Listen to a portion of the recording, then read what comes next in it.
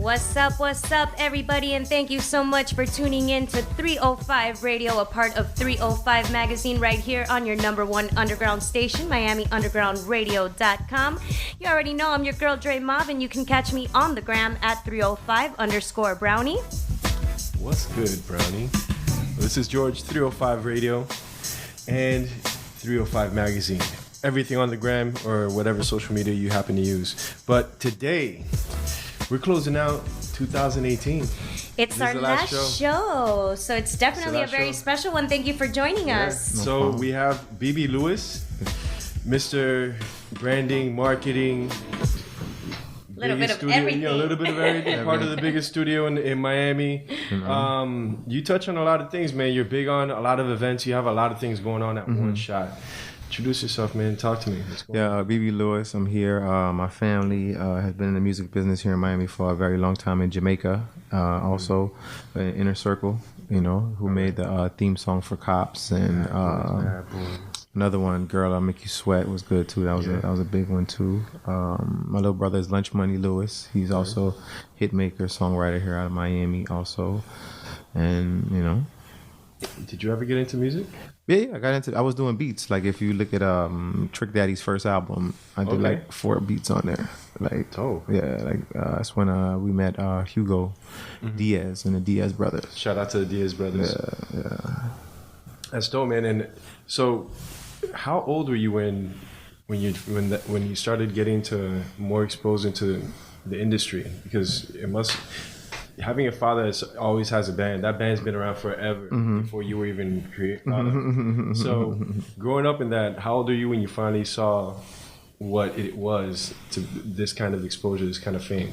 Yeah, well, he's been doing it for a long time, so I always been in the studio with him, seen him grind, so that was early years as a kid, and 14, 15, and then from there I went to college, then while I was left in college, that's when the songs just started to explode, Then when I came back, it was from college, it was so much to do. I mean, it was things just started moving and things started happening. So it's I had to stop school and kind of started to really have to indulge into the music, the business side, because people, it's the music side, then it's a business. People don't think it's cool and Instagram, I'm a rapper, but it's music and it's the word business attached to it, So once you can decipher that and understand that, then you can understand that it's music, business. Absolutely, I agree 100%. Now, what's sticking to exactly that what you said. Now, you've been behind the scenes for years. Yeah. So you've seen a lot of up and coming artists from all genres. All genres come by you. So what's a common mistake? Because I know you just mentioned these Instagram rappers and they're trying to base their fame on this, but what's a common mistake you have with artists in general when they come and they're trying to break into the business? Just probably going too fast, and I always say building straw houses, I always use the big bad wolf, So he couldn't blow down a brick house, and that brick house was built by, the proper marketing and promotions, the proper social media, the proper Spotify. You got to be right about now coming out as a new artist. Now you have to have a lot going on. It's not just back in the days where, it's you have to have a whole lot going on and everything has to be happening cohesively at the same time for you to actually blow up, to really win, to, not just become a fly by night, to really become 50 years in the business like my dad, so it's you build that brick house, Yeah, and all that. And what do you consider going too fast, though? Shoot, man, it's not coming with the right record, not properly mixing your song, not properly getting a clean version of your record, or just it's a lot of things. Why do you think it's so important for artists, especially, to have a clean version? Because I see that a lot within this industry, especially here in Miami. Everybody has a dope track, but every time they want to play it somewhere, they can't really play it because there's a lot of obscene words in there that you don't want to play. So with the clean version, it's something you have to do. Sometimes on the clean version, you have to even change the entire song.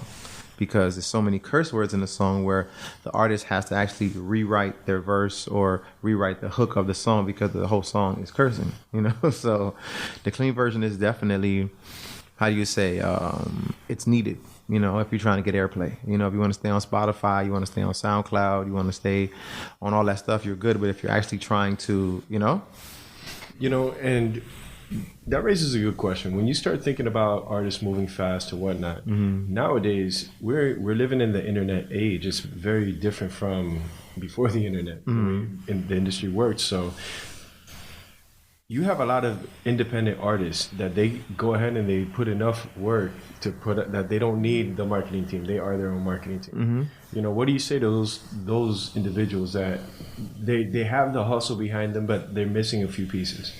Man, like really look who's winning and see what they're doing, you know. For as example, like Ball Greasy, people think he just came out of the blue. You know, that guy's been grinding for over 10 years. I used to see that guy, you know, working every day, writing songs. And then he caught one with Nice and Slow. You know, then God blessed him again and gave him the best life. Like, that's when I say things happen cohesively. You see how Nice and Slow came in and Best Life just came right behind it? That's what cohesive means. And that's what will take somebody from a regular rapper to a mega rapper, you know? Right. So, you know, in a short amount of time, it's just happening cohesively, you know? And Ball Greasy writes a lot of songs too behind the scenes and that I can't talk about, but some big records. Come on, give us some examples. Big records. But I was saying, it's like you gotta have, as an artist nowadays, you gotta be well-rounded, you know. And the majority of the Miami independents, like a Iceberg, you know, he's a well-rounded kid. You know, he's doing his merchandising, he's doing his sales himself, like he's a full independent label, you know what I'm saying? But he's just the artist, you know what I'm saying? So it's just, you know, these kids are learning, and Miami's it's budding so many, you know, Kodak Blacks, and it's like so much going on. Then it's not even including the Latin scene. It's like, that's out of here, you know, with the Bad Bunnies and the Pitbulls, or, you know, the Originator. And it's just like, those guys are gone, man. It's just like Miami right now is the place to be. Here's Super Bowl coming. It's like, it's going down. It's going down. Yeah, and I know that you have some insight, man. I mean, you know, you see a lot of artists. What are some of the artists that you know are about to pop? About the pop, I like the Kid Omar. I like him. I don't know if you heard of him. Kid Omar. He's doing this thing. You can look him up.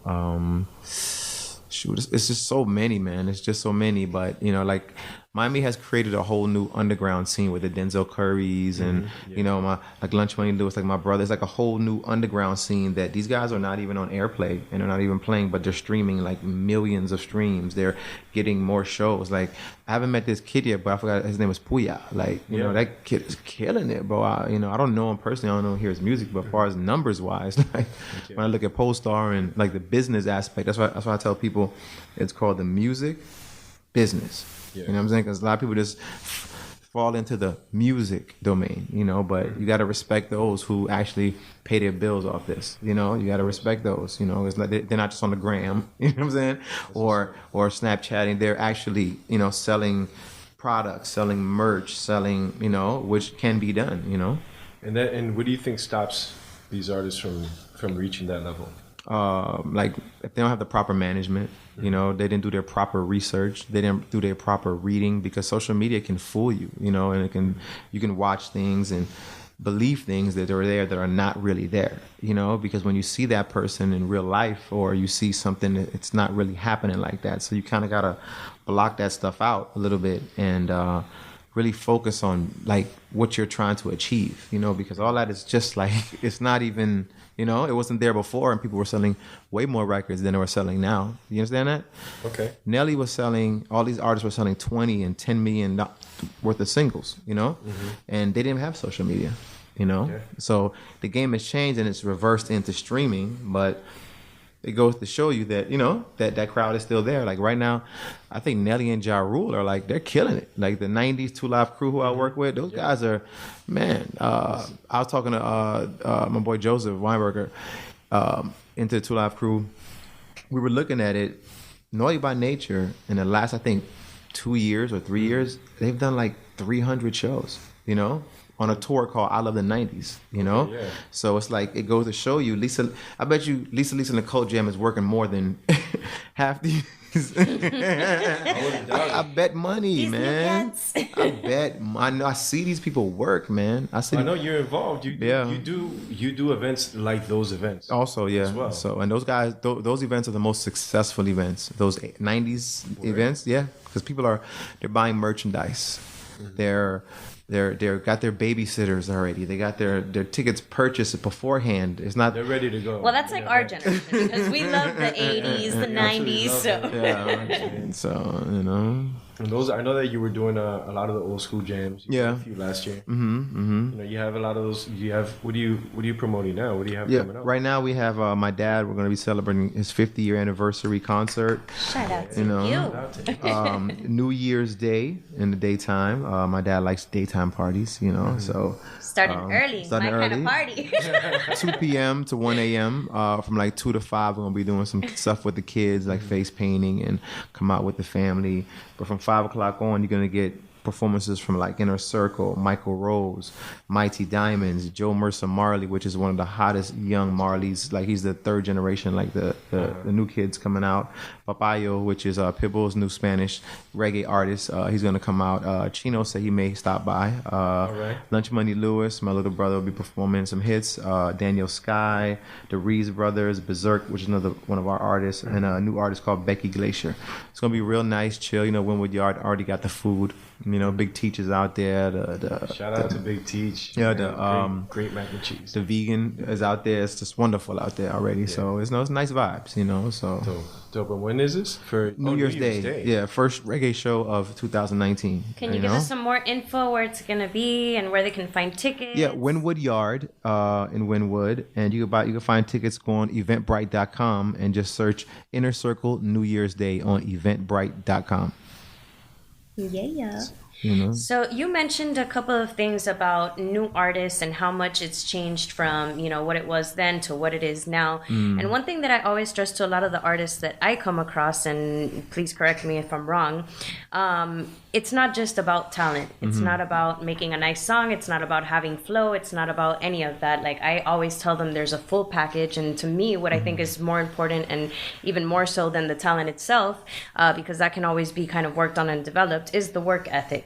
What is your take on that? No, it's totally. You see the ones that are winning have that work ethic. They have that in the studio. You know, being at Circle House, you know, I get such a an insight and I'm lucky, you know, to be able to see these guys' work ethic, not just the social media or the concerts and shows. I see who stays in the studio for the whole 12 hours, who leaves for an hour, who does this, who does that. So, you know, it's like who's on time, who's not. you know, so you see a lot of that, and then you get to know an artist, and then sometimes you see the result of that artist, and then you see like, damn, I see why the result is like that. It's because of, like you said, the work ethic, you know. So, you know, and this is not a business right here where you can call it a 9 to 5. This is a 24/7 job, you know. Like sometimes, like I don't even know what time it is. Like, you know, like it's just ridiculous, man. But it's what we picked. I'm not lifting boxes or doing something I don't want to do. At least I'm doing something that I want to do, so I don't kind of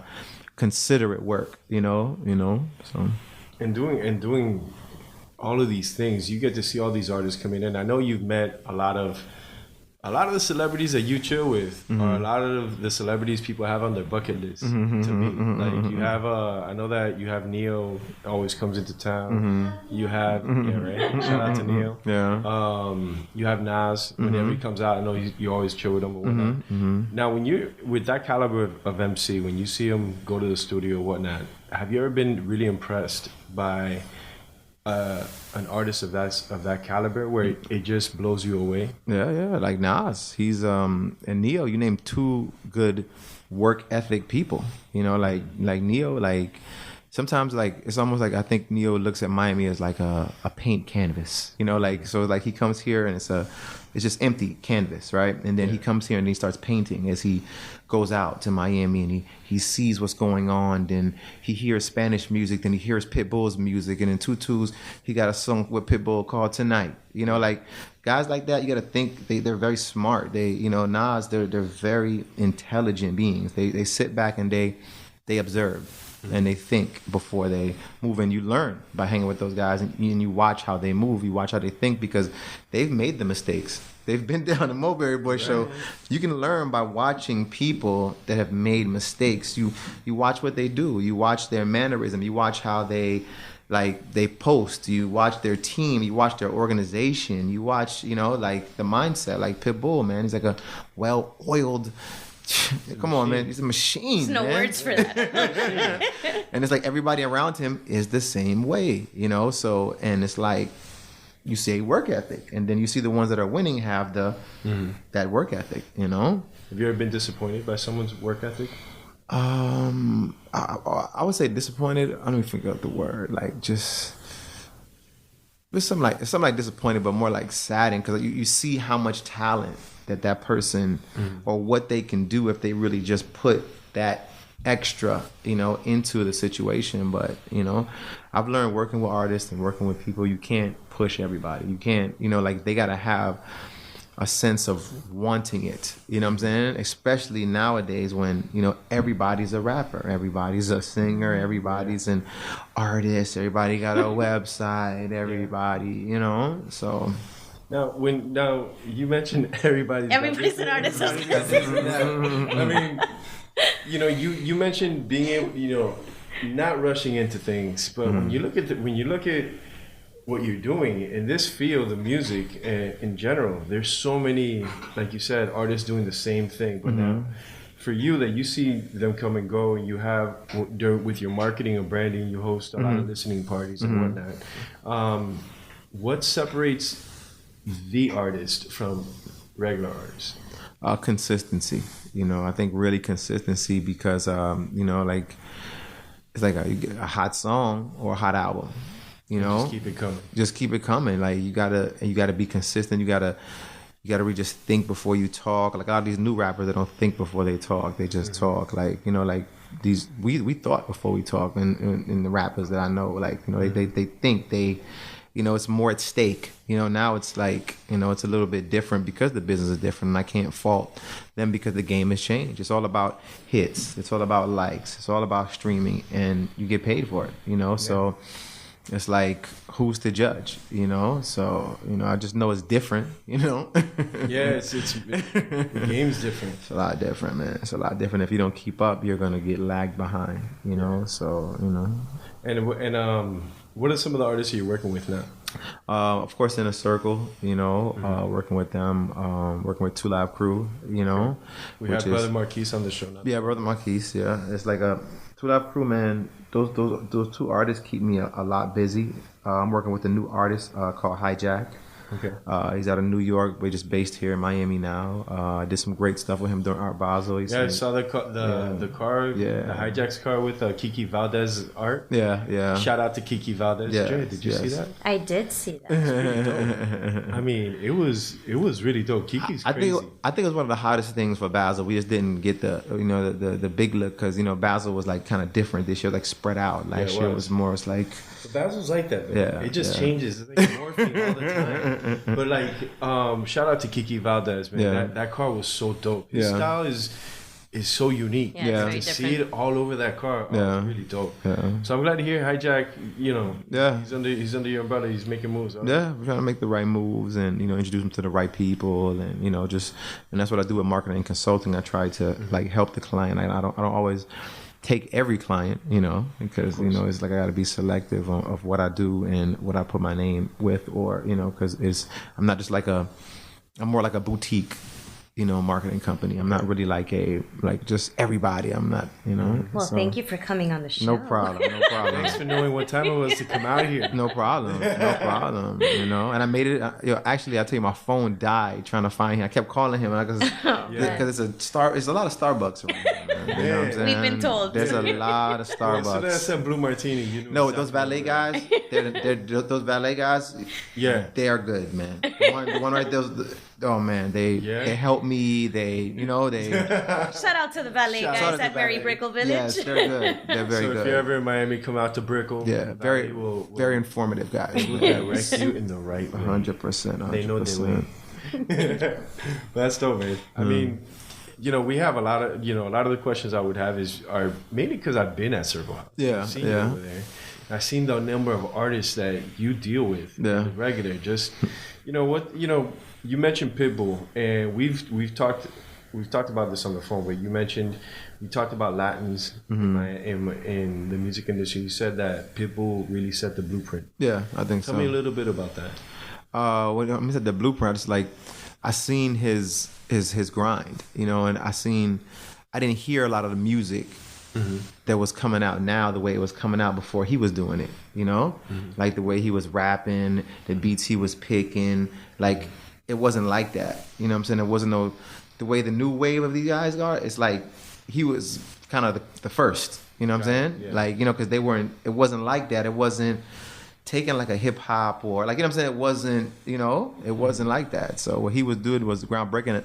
But I attest that to being Miami too, like, melting pot. Like, as a young artist, Pitbull used to be around all the Jamaicans with me and my dad at Circle House, you know what I'm saying? And then he's over there with the Haitians, with Red Eyes and all those guys. So it's like, you just like make a gumbo. These right there with Laz, and Laz has a lot to do with a lot of the artists here in Miami. Because let me tell you something, man. Club Zippers, man, that made a lot of people, man. Shout out to DJ Laz. Zippers made a lot of people, man. Like I was a kid, Laz. I felt like it was like my live on Sunday as a kid, Laz BB, like that's the man, like but he Pitt used to be in there. Model Girl, like I'm saying, people that were really turned into, like, it was like Laz had school at Zippers, bro. It was like school. Wow. It was like class, like. That was dope. The parties were definitely different way back in the day. I'm telling you, if you were to go in the order of those old school parties, it was Pac Jam. Yeah. And then after the Pac Jam, Zippers. Yeah, Zippers. Zippers had this. Zippers was Zippers. Zippers was just the getaway, the local getaway. Because, man, tourists didn't know about that. No. Thank God. No. The pimp with the limp, man. The pimp, shout out to the DJ pimp Laz. with the limp. You got to salute the pimp with the limp, man. Absolutely, 100%, man. Now, I'm glad you brought that up, man, because one of the things I love to talk about is Miami in general. Back then, in that time, tell me a little bit about that era of Miami. What were the things that you could and could not do? What do you remember the most? What do you remember about? I remember that there's no social media, right? That's first, right? So there was no games being played. Like if you said something back then, you said something. There was no Instagram apology. I didn't mean that. But that's not what I meant. wasn't none of that. You know what I'm saying? So it's just like it was a different loyalty of my word. Word was like when people say my word was bond back then, they meant my word was bond. And that's a test to the business. What's going on now? Like that's why you hear about a rapper 1 second and then you don't, because back in the day people actually would try. Like, what, this album didn't work, go to another album. Now these labels, the album didn't work. Hey, sorry, sit down. I got a new one called Juju Boy, or another artist, or they're not really homing on the craft of the artist. That's why a lot of the kids are just trying to do their own independent thing, because it's just crazy. The business it's organized confusion right about now. It's really organized confusion. So now, do you think an artist should go straight up independent or work towards getting signed? Depends who's signing them, right? Exactly. How much money are you talking about? But still, it really depends, because going to from the independent standpoint, like you have these guys that can sell out a Revolution live that holds maybe like 12, maybe 2,000. Oh, let's say Revolution live in for lot. Yeah. Let's say 2,000. 2,000, and then you can get with a label. The label may be able to make you now sell out a 5,000 seater. You know, something that you couldn't do for yourself, but entail, if you break it down, in the long term, you probably would have made more money doing more of those little 2,000 seaters than going for the gusto over here and getting the big label and getting the big push and just not like growing with your audience. But you, when people are in situations, you can't really, you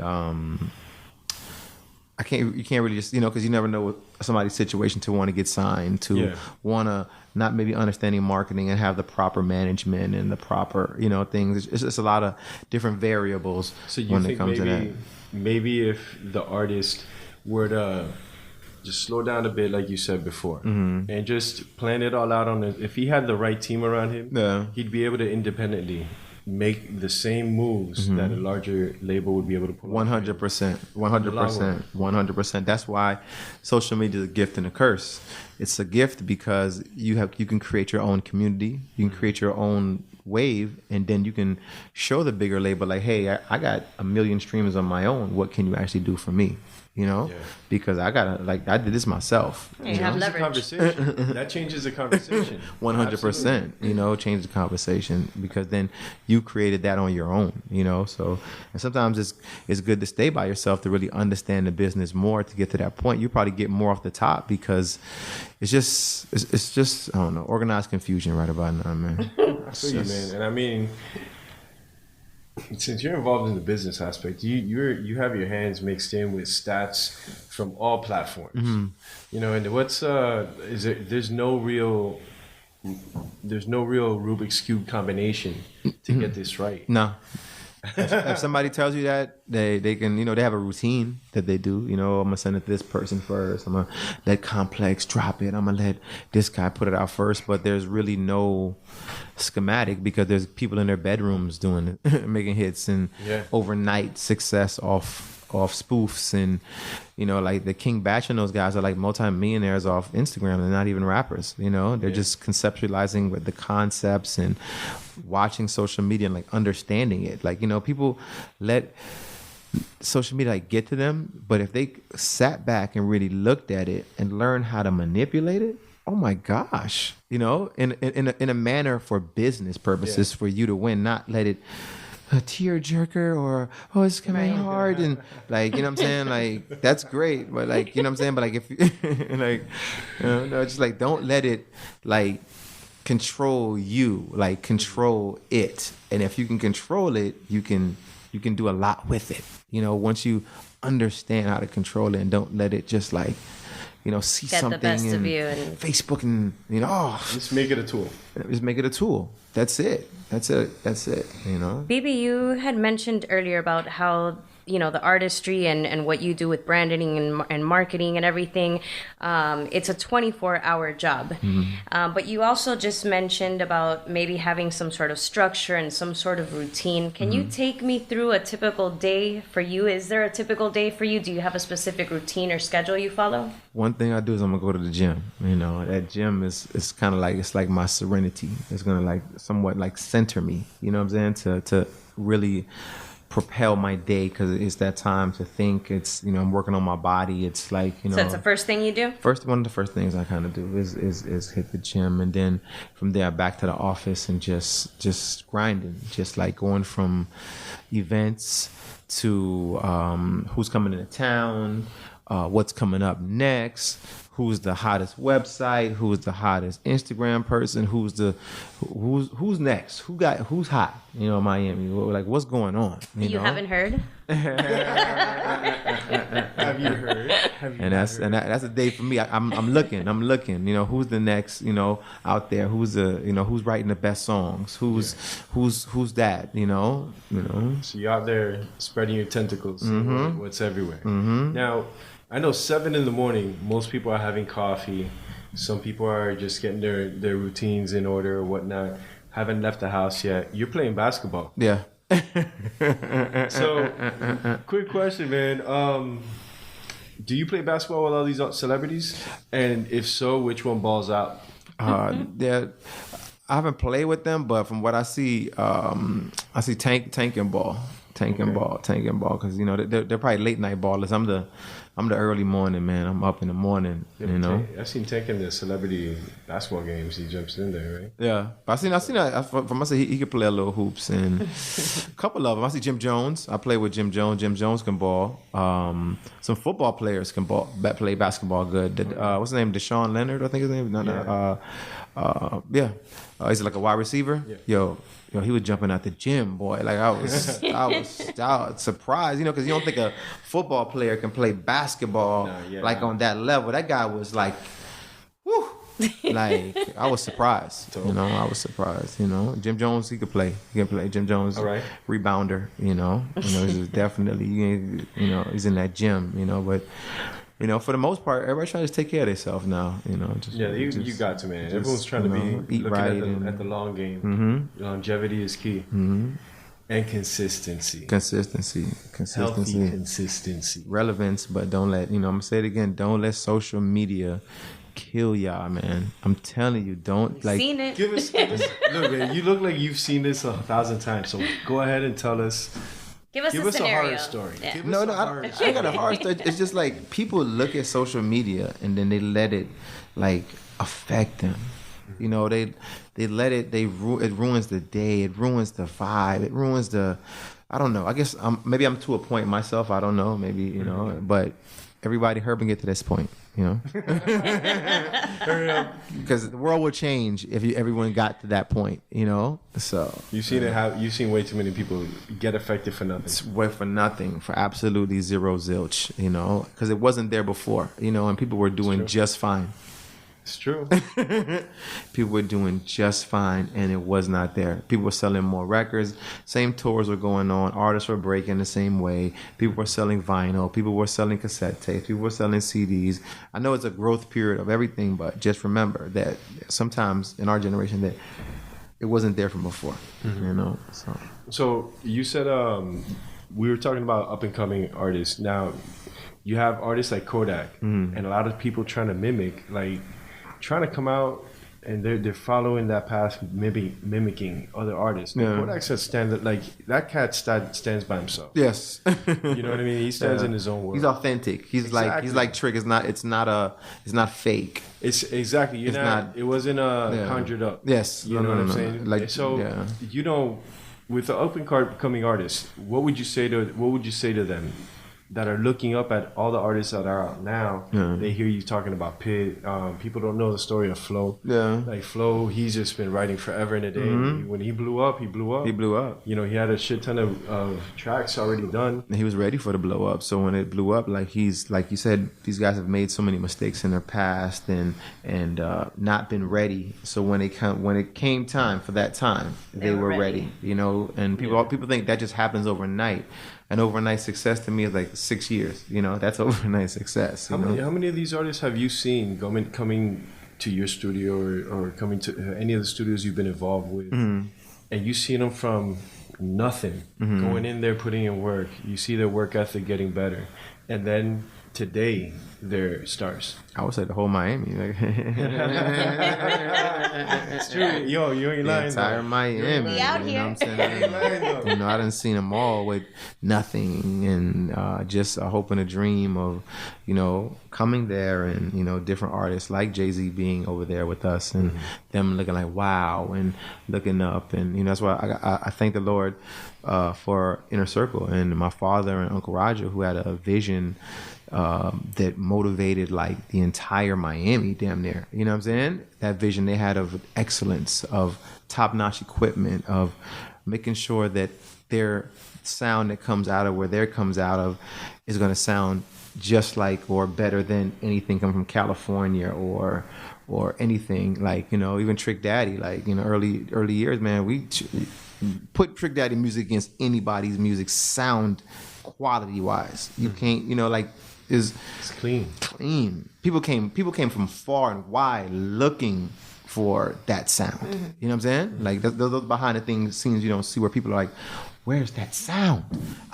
Who's mixing that? Where was it mixed? Where, what was who's the producer? Like, because Miami's like I said, it's just so different. You're not gonna meet like so many different like it's crazy. It's a melting pot. Where are you gonna see that at? You know what I'm saying? New York, I'm not gonna see that. Like I'm gonna see, culture, but I'm not gonna see like from here to my car, I'm gonna see a Chinese, a Jamaican, a Haitian, a Mexican.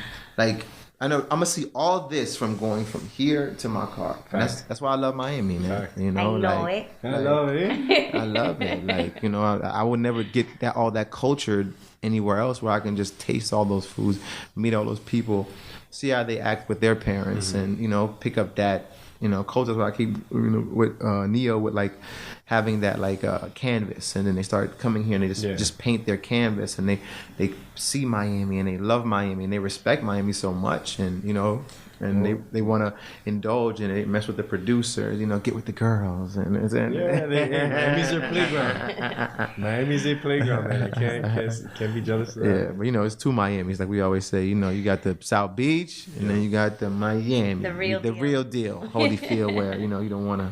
I mean, and that rolls into my next question, man. How many of these outsiders don't know that difference? And have you seen culture? Yes, I've seen. I've got phone calls. Like yo, he is right here. BB, please call him right now. Like, what I'm saying? Like, tell him go. Like, go in the car, or like, what I'm saying? Like, I've gotten those calls where I actually call the artist and be like, yo, you are tripping.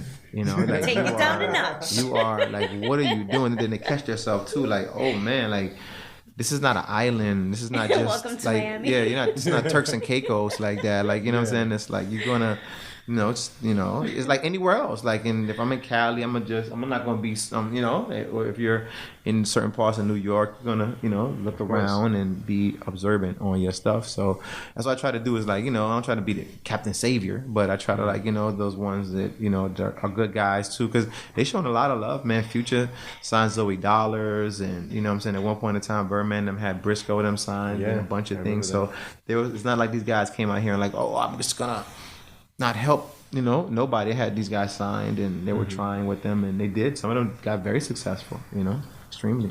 It's true. It's very true. You're lying about that, man. I mean, Miami's just so many weird stories. One of the reasons that I love having you on the show, because you're from North Miami. Yeah. People don't realize that once you leave South Beach, there's a South Miami, there's a North Miami, there's a West Miami, there's a Hialeah Miami. Hialeah, we all love Hialeah, man.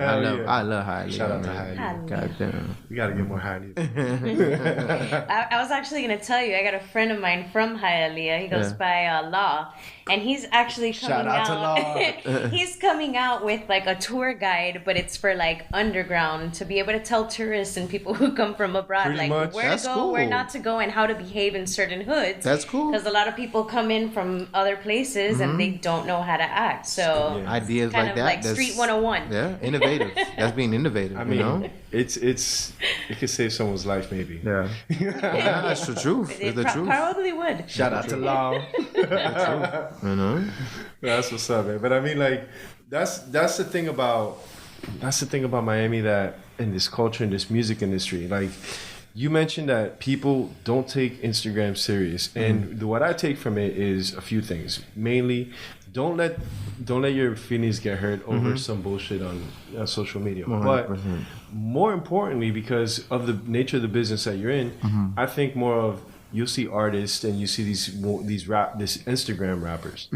You know what I mean? And I don't, could you just talk about that a little bit, man? The real life of an artist versus what you see on Instagram. Just having their stuff together and just knowing the business, like reading a book, artist management,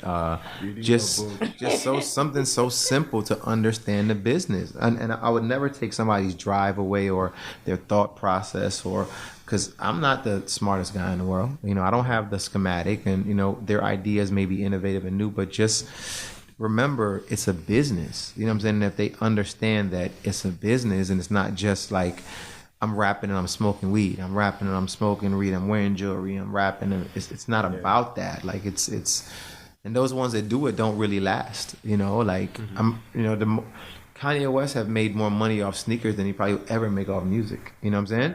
So it's like is music the vessel to get you where else you want to go? Do you want like what is it? So like you have to understand nowadays because there's so many other realms. There's so many other ways to get the bag, as they say. Yeah. You know what I'm saying? And the bag is not always just music, you know? So well, man, we're out of time. But did I do too much talking? I talk too much? No, not at all. I do have a good question for you. Go ahead. So you rap? Oh nah. In my sleep, I threw in little words here and there, you know. Spit 16. Oh man, I ain't got. I wish I could, man. You know, maybe if you catch me in the morning, like after the basketball game, like when You're all pumped up. I took my pre-workouts in motion, and I already done won my game, you know, and I beat the guy that was talking all the smack. I'm ready for my 12. I'm a 8, and I'm gonna send it to you. I'm gonna give you the exclusive. Do it. You heard it now. 305 Magazine got the exclusive 8 on BB. You know, I fucking heard this right here. BB, before we go, because Yes. I know that you are very selective, because your time is very precious and very limited. You have a lot of different projects going on with the branding, marketing, the studio, and everything. Yeah. And I can assume that there's certain criteria that an artist or somebody needs to meet in order for you to go ahead and select them. Yes. However, is there something that kind of just like triggers that inspiration or that excitement that like really drives you to be like, I need this client? Yeah. Man, just something innovative, something new, you know, something that's just so like not the typical. It's like when from an artist perspective, somebody just like just so different, you know, something that's going to just wow people in a sense where, you know. Man, that's a good question, man. You got me. All right, and one more before we go. We talk about longevity. You've Yes. been in this industry for such a long time. It seems it's just like generation after generation. What do you hope to accomplish with your career, and how do you want to be remembered? What I want to accomplish with my career is just like not whatever I touch turn to gold, but just like it's like if I was around something, it actually, you know, that wave it went, you know, from the music perspective to business to, you know, just to create whatever it is, you know. And I just wanted to be like really remembered as like somebody that really, you know, put their foot down here in Miami, you know, really like sacrificed, you know, for the overall business of Miami, you know, and just created so many waves of, you know, Cash Money coming to Miami, this guy coming to Miami, and these guys now are profiting, and this guy, and just making, you know, a whole, you know, melting pot of just remember me, man. You know, give me my statue. BB, and one more thing, because you've been dropping a lot of knowledge on our show, and we appreciate your time and everything that you've been sharing with us. But there are so many different artists here in Miami, and we definitely want to see Miami flourish and Miami succeed. What would be the best piece of advice that you can offer anyone who is listening on the other end, be it personal or professional? Always remember, learn the laws of music, because that's your, like, when I tell people about your pension, like police officers have pension, people have pension. When you deal with the music business, there's no pension. You know, your songs and your ownership is your pension. That's your retirement, you know. So the ownership of your music is very important, especially if you're going to grow in this music business. And like I said, I've been around some great men like my father and them, and I've learned that ownership, it's a lot better. You know, things look a lot better for you with ownership than someone else owning it, or you owning a piece of it through label and time. And so just when you hear people celebrate about their masters, I never knew why they would celebrate. Hey, they got the masters.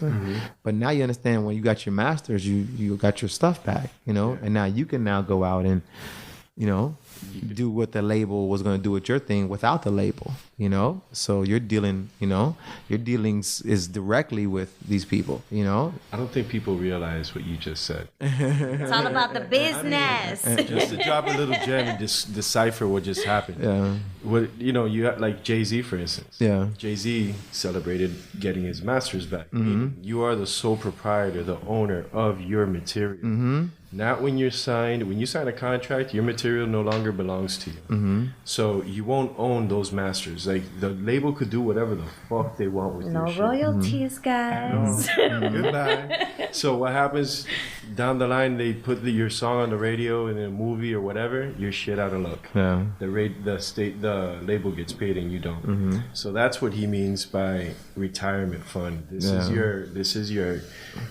your future. So gems, bro, you're gonna have to rewind this podcast, listen to it a few times, because there's a lot of gems dropped today. Okay, I'm gonna give y'all 3 names. Look up Inner Circle, look up 2 Live Crew, and look up Casey and the Sunshine Band out of Miami. Ooh. Or you have a little bit of Gloria Estefan and Emilio, and look at their catalog. Look at the things they have, look at the things they own, and just start understanding, like if you understand music is real estate, you know what I'm saying? They own a lot of properties. Those people I just named. Like if you want to come from like the real estate perspective when you put into the music business. So those are 4 names you can listen to that are here that you may see walking down the street, and you may one day get an opportunity to talk to, and you look at them and look how, that it's that catalog. And just once you understand that, like the ownership of music, and we're gonna say it one more time and that's it. There's no retirement plan here in the music business. There's zero. No retirement plan. There's no retirement plan. There's no signing up. You know what I'm saying? There's not no NBA or NFL is going to send you back a monthly check for the rest of your life. Or, you'll get that through music if you own your music for the rest of your life with your publishing and your writers and all that stuff. But just ownership, you know what I'm saying? Even with the podcast and even with that streams, that's so many things, you know what I'm saying? So ownership is everything, Gems of knowledge. Any shout outs you want to give before we go? Oh man, just shout out to everyone, man. Inner Circle, Circle House, my company, everybody, man. Just everybody tuned in listening to Abebe. Follow me on Instagram at Abebe Lewis. Hit me up, There you go. Well, thank you very much, BB, for coming out, man. No man, people don't understand, bro. You're behind the scenes to everything. I try to be, man. Fucking everything. Everything. And I appreciate you coming out today, bro. No problem. A lot of gems drop for everyone. For everyone listening, if you're listening outside of the United States, thank you for listening. Drop us a line somewhere. Find us on IG. Find us anywhere. Call us. I really got to come up. I got to start talking about this phone number for the station. Well, we got a lot of things lined up for 2019, so we're really excited. This was an amazing last show for 2018. Really it's been a dope year. Happy New Year. Merry Christmas. Don't drink and Happy drive. holidays. 305 Magazine at 305 Radio. Everything. This is George at 305 Magazine. Want to give a huge shout out to Willie, who is also part of the magazine. You can find him on the gram at LMG_Willie, and that's WILLY, not an I. And you can catch me on the gram at 305_Brownie. This is your girl Dre Mob. We are signing off for 2018. Thank you so much to all of our loyal listeners all over the world. Happy holidays, love and blessings, and thank you once again for tuning in to 305 Radio, a part of 305 Magazine on MiamiUndergroundRadio.com. No problem. Amazing. Yes.